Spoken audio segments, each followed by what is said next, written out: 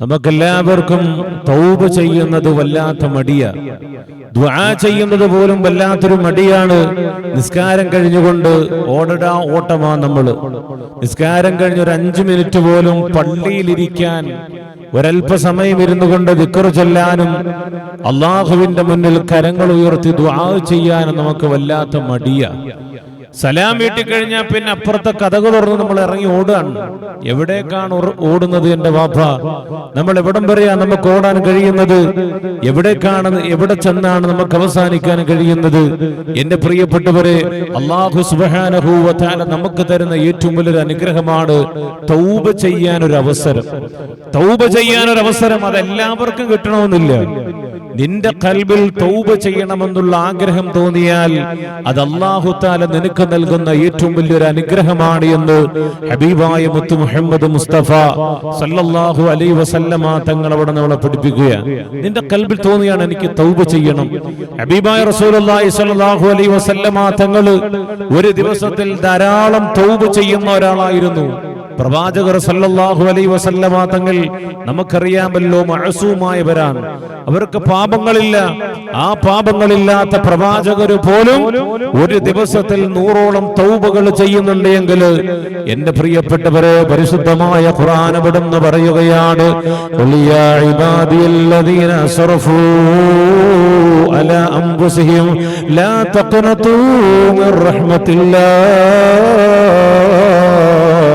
ഇന്നല്ലാഹ യഗ്ഫിറു ദുനൂബ ജമീഅ ഇന്നഹു ഹുവൽ ഗഫൂറുർ റഹീം.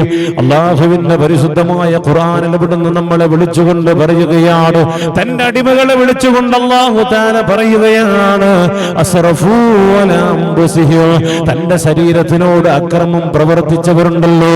അല്ലാഹുവേ, രവന്തില്ലാതെ പകലൊന്നില്ലാതെ ഒരുപാട് തെറ്റുകൾ ജീവിതത്തിലേക്ക് വന്നു പോയവരുണ്ടല്ലോ. എന്നെ ശബ്ദം ശ്രവിക്കുന്ന പ്രിയപ്പെട്ട ഉമ്മമാര്, സഹോദരിമാര്, അല്ലാഹുവേ, ചെറുപ്പക്കാരാ, നമ്മൾ എത്ര തെറ്റുകളാണ് ഒരു ദിവസത്തിൽ ചെയ്യുന്നത്.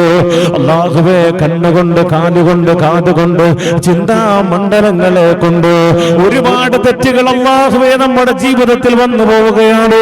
നമ്മൾ അറിയുന്നുണ്ടോ ചെറുപ്പക്കാരാ? നമ്മൾ അറിയുന്നുണ്ടോ? അല്ലാഹുവേ, രാവിലെ നമ്മൾ എഴുന്നേറ്റുകൊണ്ട് നമ്മുടെ കയ്യിലിരിക്കുന്ന മൊബൈൽ എടുത്തുകൊണ്ട് അതിന്റെ ഡിസ്പ്ലേ തുറക്കുമ്പോൾ തന്നെ നമ്മുടെ കണ്ണുകൊണ്ടുള്ള ഹറാമിയത്ത് നമ്മളതാ കണ്ടു കഴിഞ്ഞിരിക്കുകയാണ്. അതുകൊണ്ട് എത്രയോ വീഡിയോസുകളാണ് നമ്മൾ കാണുന്നത്. അല്ലാഹുവിന്റെ പരിശുദ്ധമായ ഖുർആൻ എത്രത്തോളം പ്രസക്തമാണ്. ഖുൽ യാ ഇബാദിയല്ലദീന അസ്റഫൂ അലാ അൻഫുസിഹിം, തന്റെ ശരീരത്തിനോട് അക്രമം പ്രവർത്തിച്ചവരെ അല്ലാഹു തആല വിളിക്കുന്നത് എത്രത്തോളം വ്യക്തമായിട്ടാണ് പടച്ചറബ് നമ്മളെ വിളിക്കുന്നത്. ശരീരത്തിനോട് അക്രമം ചെയ്യുന്നവര്, കൈകൊണ്ട് ഹറാമിയത്ത് ചെയ്യുമ്പോൾ നിന്റെ കൈയോട് ചെയ്യുന്ന അക്രമമാണ്. കണ്ണുകൊണ്ട് ഹറാമിയത്ത് ചെയ്യുമ്പോൾ കണ്ണിനോട് ചെയ്യുന്ന അക്രമമാണ്. അങ്ങനെ ശരീരത്തിന്റെ ഓരോ അവയവങ്ങളെ കൊണ്ടും ചെയ്യുന്നത് ഹറാമിയത്തുകൾ ചെയ്യുമ്പോ ആ ശരീരത്തോട് ചെയ്യുന്ന ഏറ്റവും വലിയ അക്രമങ്ങളാണോ ചെറുപ്പക്കാരാ? നീ അറിയുന്നില്ല, നീ മനസ്സിലാക്കുന്നില്ല. അല്ലാഹുവിന്റെ പരിശുദ്ധമായ ഖുർആൻ അവിടുന്ന് പറയുകയാണ്, അല്ലാഹുവേ, ഞാൻ ഒരുപാട് തെറ്റുകൾ അവിടുന്ന് ചെയ്തു പോയി. ഇനി ഞാൻ എന്താ ചെയ്യുക? അല്ലാഹുവിനോട് പറഞ്ഞാൽ പോലും, റബ്ബുൽ ഇസ്സത്തായ തമ്പുരാനോട് പറഞ്ഞാൽ എന്റെ തൗബ അവിടുന്ന് സ്വീകരിക്കുമോ അല്ലാ എന്ന് ചിന്തിക്കുന്നവരെ പോലുമുണ്ട്. ഒരുപാട് ആൾക്കാരുണ്ട്, ഉസ്താദേ, എന്റെ തൗബ അല്ലാഹു തആല സ്വീകരിക്കുമോ? എന്റെ ജീവിതത്തിൽ ഞാൻ ഇന്നേവരെ ഒരു നന്മ പോലും ചെയ്തിട്ടില്ല എന്ന് പറയുന്നവര് എത്രയോ ചെറുപ്പക്കാരുണ്ടെന്നറിയുമോ? അല്ലാഹുവിന്റെ പരിശുദ്ധമായ ഖുർആൻ അവിടുന്ന് പറയുകയാണ്, എടാ ചെറുപ്പക്കാരാ, നീ സങ്കടപ്പെടണ്ട. എത്ര തെറ്റുകൾ ചെയ്തെന്ന് പറഞ്ഞാലും ശരി, ഒരുപാട് തെറ്റുകൾ നമ്മുടെ ശരീരത്തിൽ വന്നിട്ടുണ്ട്, ജീവിതത്തിൽ വന്നിട്ടുണ്ട്. എന്റെ പ്രിയപ്പെട്ടവരെ, അല്ലാഹുവിന്റെ പ്രവാചകർ ഹബീബായ നബി മുഹമ്മദ് മുസ്തഫ സല്ലല്ലാഹു അലൈഹി വസല്ലമ തങ്ങൾ അവിടുന്ന് പറയുകയാണ്, കുല്ലു ബനി ആദമ ഖത്താ, എല്ലാവരും ഖത്തായികളാണ്, പാപം ചെയ്യുന്നവരാണ്. വ ഖൈറുൽ ഖത്തായ തവ്വാബൂൻ, എന്നാൽ പാപം ചെയ്യുന്നവരിൽ ഏറ്റവും നല്ലവരാരാണെന്നറിയുമോ? അത്തവ്വാബൂന, അവർ തൗബ ചെയ്യുന്നവരാണെന്ന് അല്ലാഹുവിന്റെ ഹബീബായ നബി മുഹമ്മദ് മുസ്തഫ സല്ലല്ലാഹു അലൈഹി വസല്ലമ തങ്ങൾ അവിടുന്ന് പറയുമ്പോൾ, എന്റെ പ്രിയപ്പെട്ടവരെ, നിങ്ങൾ തൗബ ചെയ്യൂ. ഒരുപാട് തെറ്റുകുറ്റങ്ങൾ നമ്മുടെ ജീവിതത്തിൽ വന്നുപോയവരല്ലേ. നിങ്ങൾ ഒരിക്കലും നിങ്ങൾ പേടിക്കണ്ട, നിങ്ങൾ നിരാശരായി കണ്ടൊരിക്കലും മടങ്ങി പോകണ്ട. അല്ലാഹുവിന്റെ പരിശുദ്ധമായ ഖുർആൻ അവിടുന്ന് പറയുകയാണ്, ലാ തഖ്നതൂ മിർ റഹ്മത്തില്ലാഹ്, ലാ തഖ്നതൂ മിർ റഹ്മത്തില്ലാഹ്, ഇന്നല്ലാഹ യഗ്ഫിറു الذുനൂബ ജമീഅ ഇന്നഹു ഹുവൽ ഗഫൂർ റഹീം. അല്ലാഹുവിന്റെ പരിശുദ്ധമായ ഖുർആൻ അവിടുന്ന് പറയുകയാണ്, ലാ തഖ്നതൂ മിർ റഹ്മത്തില്ലാഹ്, അല്ലാഹുവിന്റെ റഹ്മത്തിൽ നിന്ന് ഓടിപ്പോകരുത്. അല്ലാഹുവിന്റെ റഹ്മത്ത് വിശാലമോ, അല്ലാഹുവിന്റെ റഹ്മത്ത് വിശാലമോ. അല്ലാഹുവല്ലാതെ കാരുണ്യം ചെയ്യുന്നവനാണ്, കൃപ ചൊരിയുന്നവനാണ്. എന്റെ പ്രിയപ്പെട്ടവരെ, പരിശുദ്ധമായ റജബ് കടന്നു വന്നു, ശഅബാൻ കടന്നു വന്നു, പരിശുദ്ധമായ റമളാൻ മാസം നമ്മളിലേക്ക് കടന്നു വന്നു. ഇതെല്ലാം മഗ്ഫിറത്ത് ചോദിക്കേണ്ട സമയമല്ലേ? എല്ലാവരും മഗ്ഫിറത്ത് ചോദിക്കേണ്ട സമയമല്ലേ? അല്ലാഹുമ്മ ഗ്ഫിർ ലീ ദുനൂബി യാ റബ്ബൽ ആലമീൻ. പരിശുദ്ധമായ റമളാനിന്റെ ഒന്നാമത്തെ 10 റഹ്മത്തിന്റെ 10 രണ്ടാമത്തെ 10 മഗ്ഫിറത്തിന്റെ 10 മൂന്നാമത്തെ 10 ഇത്ഖും മിനന്നാർ, നരകമോചനത്തിന്റെ 10 എന്ന് ഹബീബായ നബി മുഹമ്മദ് മുസ്തഫ സല്ലല്ലാഹു അലൈഹി വസല്ലമ തങ്ങൾ അവിടുന്ന് പഠിപ്പിക്കുമ്പോൾ, ഇത്രയും അനുഗ്രഹങ്ങൾ അല്ലാഹു ചെയ്തു തന്നാ പോരെ? അല്ലാഹു തആല നമുക്ക് ചെയ്തു തന്ന അനുഗ്രഹങ്ങളൊന്ന് ഓർത്തു നോക്കടാ ചെറുപ്പക്കാരാ. തൗബ ചെയ്യാനുള്ള കവാടം നമുക്ക് അവിടുന്ന് തുറന്നു തരികയാണ്. തൗബയുടെ കവാടം തുറന്നു തരികയാണ്. മഗ്ഫിറത്തിന്റെ കവാടം അവിടുന്ന് തുറന്നു തരികയാണ്. റഹ്മത്തിന്റെ കവാടം അവിടുന്ന് തുറന്നു തരികയാണ്. നിഅമത്തിന്റെ കവാടം അവിടുന്ന് തുറന്നു തരികയാണ്. സ്വർഗത്തിന്റെ കവാടം അവിടുന്ന് മലർക്കെ തുറന്നു തരികയാണ്.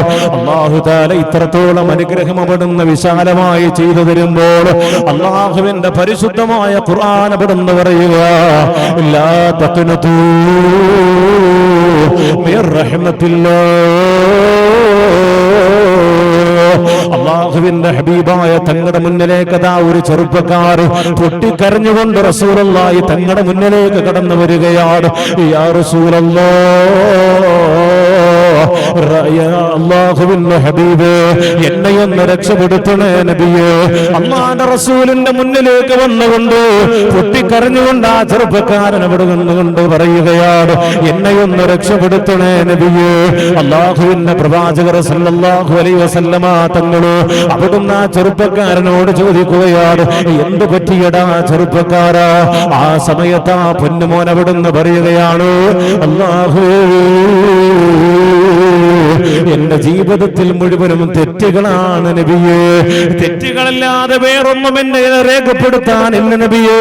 അല്ലാഹുവിന്റെ ഹബീബായ തങ്ങൾ അവിടുന്ന് അല്ലാഹുവിന്റെ റസൂലിനോട് ആ ചെറുപ്പക്കാരൻ അവിടെ വന്നുകൊണ്ട് പറയുമ്പോൾ, അല്ലാഹുവിന്റെ പ്രവാചകർ സല്ലല്ലാഹു അലൈഹി വസല്ലമ തങ്ങൾ അവിടുന്ന് പറയുകയാണ്, തൗബ ചെയ്യടാ ചെറുപ്പക്കാരാ, തൗബ ചെയ്തോ, അല്ലാഹുവിന്റെ മുന്നിൽ തൗബ ചെയ്തോ, അല്ലാഹു സ്വീകരിക്കുമെന്ന് പറയുമ്പോൾ ആ ചെറുപ്പക്കാരൻ അവിടുന്ന് പറയുന്ന, നബിയേ,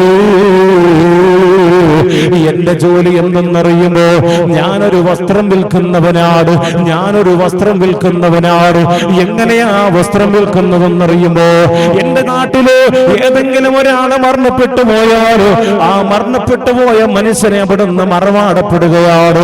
ആ ഖബർ ഞാൻ അടയാളപ്പെടുത്തിയിട്ട് രാത്രി കാലങ്ങളിൽ ഒരു മനുഷ്യൻ പോലും വരാത്ത സമയം നോക്കിയിട്ട് അടയാളപ്പെടുത്തിയ ഖബറിന്റെ മുന്നിലേക്ക് ഞാൻ വന്നുകൊണ്ട് ആ ഖബർ അവിടുന്ന് തുറക്കുകയാണ്.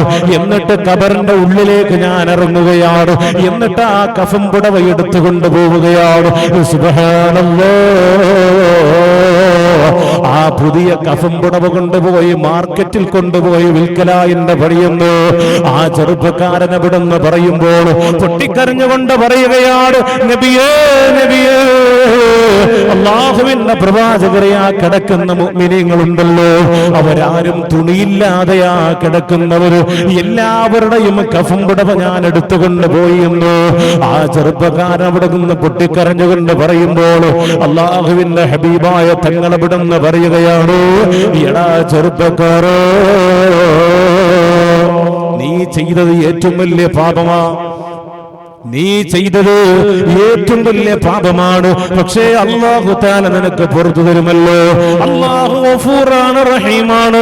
അല്ലാഹു റബ്ബുൽ ഇസ്സത്തായ തമ്പുരാൻ നിനക്ക് പുറത്തു തരുമെന്ന് പറയുമ്പോൾ എന്റെ പ്രിയപ്പെട്ടവരെ, ആ ചെറുപ്പക്കാരൻ പറയുന്ന, നബിയേ, അത് മാത്രമല്ല എന്റെ സ്വഭാവമുണ്ടായിരുന്നത്.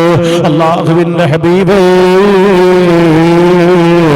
ഒരു ദിവസം അതാ ഞങ്ങളുടെ നാട്ടിലൊരു പെണ്ണ് മരിക്കുകയാണ്. ഒരു യുവതിയായ പെണ്ണ്, നല്ല സൗന്ദര്യമുള്ള പെണ്ണാണ്, നല്ല സൗന്ദര്യമുള്ള, കാണാൻ നല്ല ഭംഗിയുള്ള പെണ്ണാണ്. ആ പെണ്ണ് മരണപ്പെട്ടു. ആ പെണ്ണിനെ കൊണ്ടുപോയി കബറടക്കുകയാ. സുബ്ഹാനല്ലാഹ്. ആ കബറടക്കിയ ഭാഗത്ത് ഞാൻ കൊണ്ടുപോയി അടയാളം വെച്ചു. പാതിരാത്രിയിൽ ആരുമില്ലാത്ത സമയം നോക്കിയിട്ട് ഞാൻ കബർ ലക്ഷ്യമായി വന്നു. എന്നിട്ട് ആ കബർ ഞാൻ തുറന്നിട്ട് കബറിന്റെ ഉള്ളിലേക്ക് ഇറങ്ങി. ആ പെണ്ണിൻ്റെതായ ആ മയ്യത്തിന്റെ പുടവ ഞാനതാ ഊരിയെടുക്കുകയാ. ആ കഫം പുടവ ഞാൻ ഊരിയെടുക്കുകയാണ്. ആ കഫം പുടവ ഊരിയെടുത്തപ്പോ അവളുടെ സൗന്ദര്യം കണ്ടുകൊണ്ട് ഞാൻ അത്ഭുതപ്പെട്ടു പോവുകയാണ്. സൗന്ദര്യം കണ്ടുകൊണ്ട് ഞാൻ അത്ഭുതപ്പെട്ടു പോവുകയാണ്. അവളുടെ കഫം പുടവ മുഴുവനും ഞാൻ ഊരിയെടുത്തുകൊണ്ട് കബറടക്കിയിട്ട് ഞാൻ കടന്നു വരുമ്പോ എന്റെ മനസ്സിൽ വല്ലാത്തൊരു തോന്നലുണ്ടാവുകയാണ്, വല്ലാത്തൊരു ആഗ്രഹമുണ്ടാവുകയാണ്. തിരിച്ച് ഞാൻ മടങ്ങിപ്പോയി. ആ കബറിന്റെ മുന്നിൽ പോയി കബർ തുറന്നു. എന്നിട്ട് ആ സുന്ദരവതിയാകുന്ന ആ മയ്യത്തിനെ ഞാൻ അങ്ങ് വ്യഭിചരിച്ചു നബിയേ. ആ മയ്യത്തിന് ഞാൻ വ്യഭിചരിച്ചു പോയി നബിയേ. അല്ലാഹുവിന്റെ ഹബീബായ തങ്ങൾ അവിടുന്നതാ തല താഴ്ത്തിയിരുന്നു കൊണ്ട് പൊട്ടിക്കരയുകയാ. യാ റസൂലല്ലാഹ്, അല്ലാഹുവിന്റെ നബിയേ, എനിക്ക് തൗബയുണ്ടോ നബിയേ? റസൂലുള്ളാഹി സ്വല്ലല്ലാഹു അലൈഹി വസല്ലമ തങ്ങൾ അവിടുന്ന് തല താഴ്ത്തി വെച്ചുകൊണ്ട് പൊട്ടിക്കരയുകയാണ്. അതാ കടന്നു വരുന്നു മുഖറബുൽ അംലാക് മലക്ക് ജിബ്രീൽ. ജിബ്രീൽ അലൈഹിസ്സലാത്തു വസ്സലാം അവിടുന്ന് കടന്നു വരികയാണ്. ഹബീബായ തങ്ങളുടെ മുന്നിൽ വന്നുകൊണ്ട് സലാം പറഞ്ഞുകൊണ്ട് ജിബ്രീൽ അലൈഹിസ്സലാത്തു വസ്സലാം പറയുകയാണ്, യാ റസൂലല്ലാഹ്, അവന് തൗബയുണ്ടെന്ന് പറയൂ നബിയേ. ലാ തഖനതു മിർ റഹ്മത്തില്ലാഹ്, ഇന്നല്ലാഹ യഗ്ഫിറു ദുനൂബ ജമീഅ, ഇന്നഹു ഹുവൽ ഗഫൂറുർ റഹീം. അല്ലാഹു എല്ലാ പാപങ്ങളും അവിടുന്ന് പുറത്തു തരികയാണ്. എന്റെ പ്രിയപ്പെട്ടവരെ, ഇത് തെറ്റുകൾ ചെയ്യാനുള്ള ലൈസൻസ് അല്ല, ഇത് തെറ്റുകൾ ചെയ്യാനുള്ള ലൈസൻസ് അല്ല. പിന്നെയോ, തെറ്റ് ചെയ്താൽ അല്ലാഹുവിന്റെ മുന്നിലേക്ക് നല്ല കൽബോടെ കടന്നു വന്നിട്ട് തൗബ ചെയ്തു കഴിഞ്ഞാൽ അല്ലാഹു അത് പൊറുക്കുന്നതാണ് എന്ന് ഹബീബായ നബി മുഹമ്മദ് മുസ്തഫ പരിശുദ്ധമായ ഖുർആൻ പറഞ്ഞില്ലേ, നല്ല മനസ്സോടെ തൗബ ചെയ്താൽ. ഇത് അല്ലാഹു തആല പുറത്തു വരും എന്ന് പറയുമ്പോൾ പിന്നെ എന്ത് തെറ്റ് ചെയ്താലും കുഴപ്പമില്ല, എന്നിട്ട് പോയി തൗബ ചെയ്താൽ മതിയല്ലോ എന്നല്ല. നിന്റെ മനസ്സിൽ ഒരു പശ്ചാത്താപം വന്നു, എന്നാൽ അവിടെ വെച്ചുകൊണ്ട് മുഴുവനും ഒഴിവാക്കി തൗബ ചെയ്ത് അള്ളാഹുവിലേക്ക് മടങ്ങുക. അപ്പോൾ അല്ലാഹു തആല നിങ്ങളുടെ പാപങ്ങൾ പുറത്തു തരും. പിന്നീട് ഒരു പാപത്തിലേക്ക് നീ മടങ്ങി പോകാൻ പാടില്ല. ഇതാണ് തൗബ. അല്ലാഹു നമുക്ക് ഈമാൻ നൽകുമാറാകട്ടെ.